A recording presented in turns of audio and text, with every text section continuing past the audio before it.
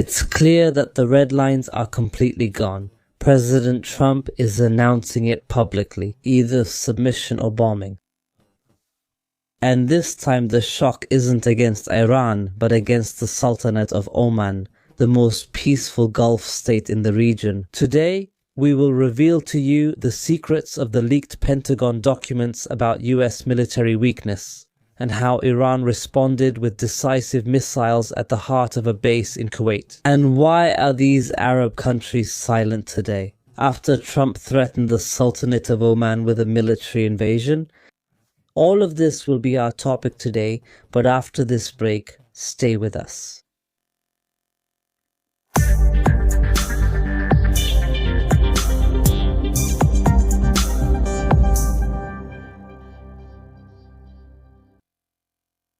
Dear viewers, peace be upon you and God's mercy and blessings. Eid Mubarak, may God bring it back to you with goodness, prosperity and blessings.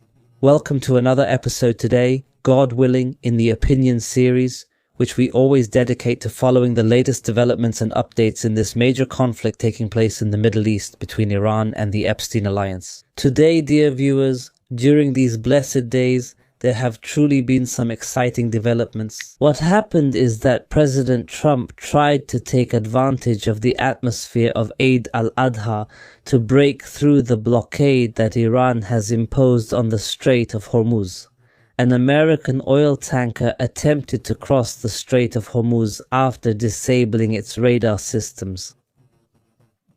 But the Iranian Revolutionary Guard discovered that the passage of this tanker was detected, so it was forced to stop and return to where it came from after being hit by 4 drones.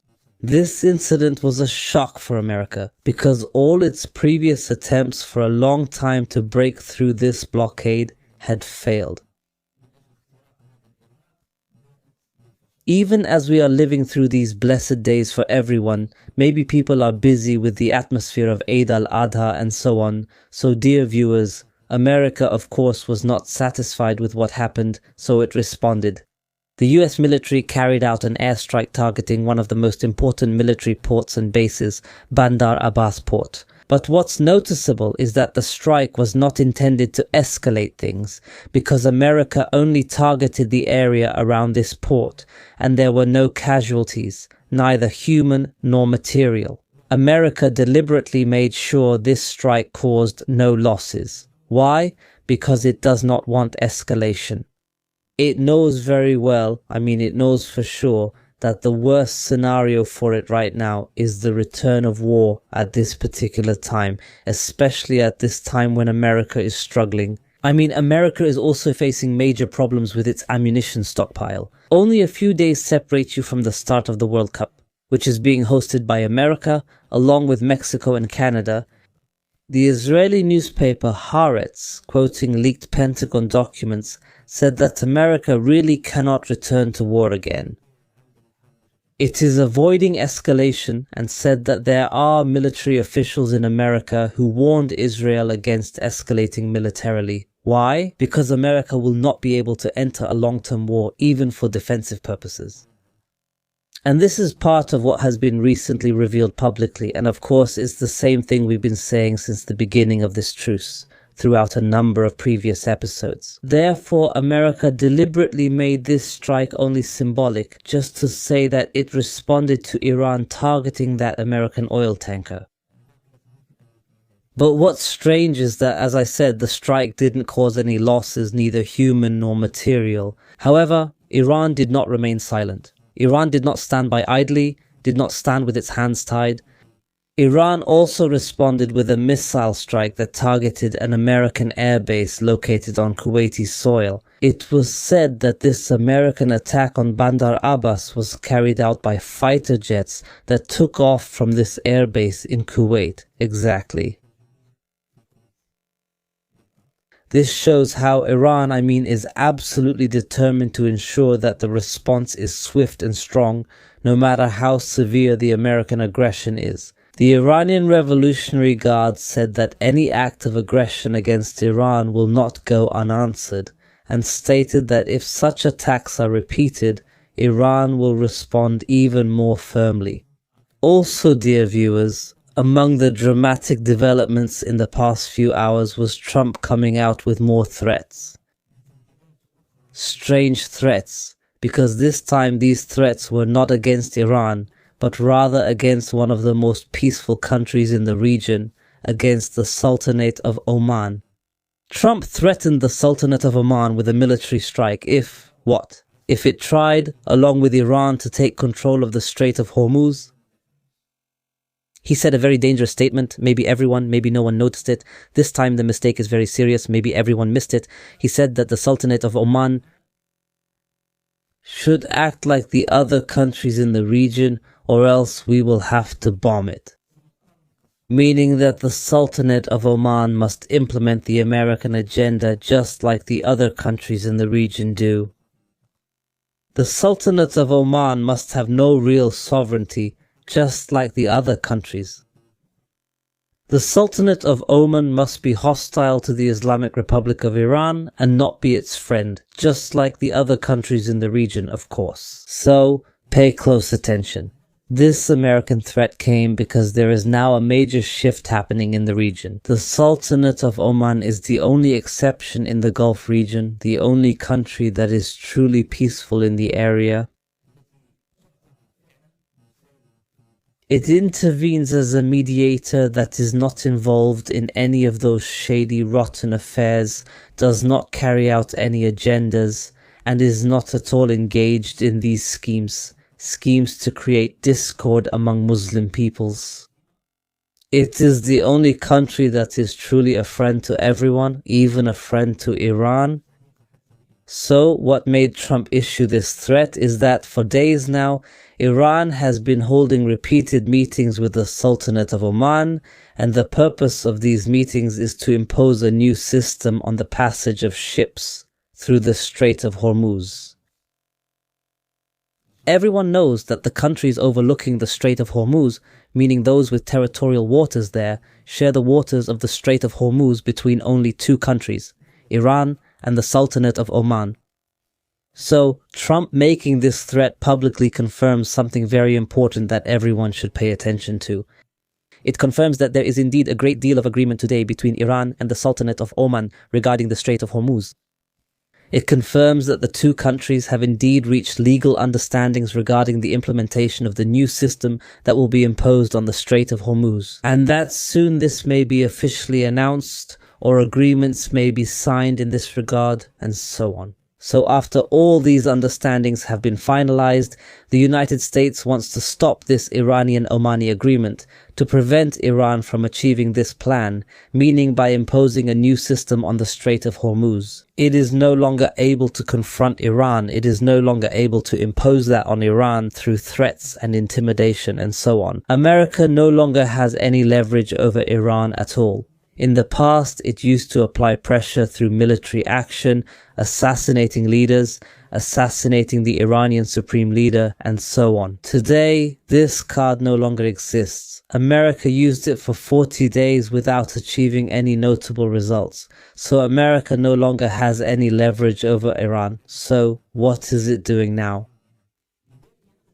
Did it resort to threatening the Sultanate of Oman? It resorted to threatening this peaceful party that was acting as a mediator between Iran and America before the start of this war. And what's strange, dear viewers, is that all the Arab countries, including the Gulf Cooperation Council states, have not issued any condemnation of this American threat as of this moment, as of the airing of this episode. No condemnation or rejection of this threat has come from any country except Iran. If such a threat had come from any other country, for example from Iran, or from the Turkish President Erdogan, or anyone else, the world would have been up in arms, we would have seen condemnations, threats, denunciations, and perhaps even emergency meetings of the Gulf Cooperation Council, and so on. But when the threat comes from Trump, everyone is silent, because what did Trump demand? He demanded that Oman be like them, meaning like these countries, submissive, kneeling, and hostile. Iran is the only country that stood in solidarity with the Sultanate of Oman. It issued a condemnation and officially announced its support for Oman. describing the Sultanate of Oman as a brotherly and friendly country. So the American threat here, dear viewers, is not an ordinary threat at all. It's not just a threat. In fact, it's a declaration of intent, a declaration that the Sultanate of Oman could be a future American military target. Especially since recently, in the past few years, as everyone might have noticed, there are no longer any forbidden targets when it comes to waging wars. We saw how Israel bombed a target in Qatar, which was only acting as a mediator between Israel and Hamas. And this happened without any response, not from Qatar, nor from Qatar's partners, nor from these Arab and Islamic organizations, nor from the international community, nor from anyone else. An attack like the one that happened in Qatar was a real test for the whole world. When the whole world or any country lets such an attack pass without punishment and without any strong reaction, you can be absolutely sure that it could happen again, and it will actually happen again, and it has already happened again. After that, when Iran was attacked while it was sitting at the negotiating table, when the president of a country was kidnapped from his own home in Venezuela, when the top leader of the country in Iran was assassinated, the spiritual leader of tens of millions of people, all these events were the result of international silence. First over what happened in Gaza, and later over this incident in Qatar as well.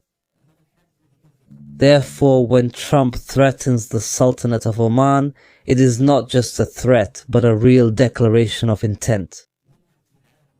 Red lines, forbidden targets, everything today has become possible.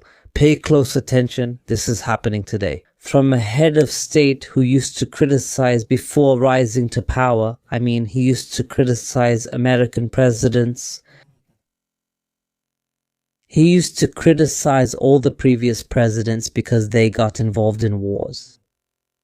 But today, he is the president who is involved in the most conflicts with many countries at the same time, and that's after just 1 year in office. Trump threatened 15 countries with attack, 15 countries. He threatened Mexico, he threatened Canada, he threatened Greenland, he threatened Colombia and Panama, and so on, 15 countries. Which of those did he actually attack? He attacked, up until now we can say that he attacked a number of countries, but they were weak countries or a number of weak organizations. He struck Iraq, struck Syria, struck Venezuela, Yemen and Somalia, and just a few hours ago he also struck armed groups in Nigeria. But the only quagmire he fell into was striking Iran, because he classified Iran as just another ordinary weak country that could be attacked. In the end, he found himself in this mess. Now he is threatening to invade Cuba. And he also adds this new threat we're talking about today, which is striking the Sultanate of Oman. I say the only thing that preserves Oman's sovereignty and protects it from any possible American strike is that there should be in return an Iranian threat to defend the Sultanate of Oman. There should be an Iranian threat that if the Sultanate of Oman is subjected to any American aggression, Iran will respond in such and such a way. And let's not forget, this should also be supported by Britain. Why? Britain? Because Britain is Oman's primary partner. Britain has a joint defense agreement with the Sultanate of Oman. Of course, this agreement does not reach the level of military intervention, but at the very least, it provides military cooperation, supplies weapons, offers coordination, and so on. At the very least, there should be a clear and strong British condemnation of this American military threat. So, the important thing is that these are the latest developments from today, dear viewers, and they come at the same time when everyone is talking about the possibility of reaching a ceasefire agreement soon, a 60-day truce agreement. Although an agreement seems near, there are always other different developments happening. So we'll see how things develop, what the next few hours will bring. Will there really be an agreement or not? And of course, we will be back, God willing. Eid Mubarak again, and goodbye.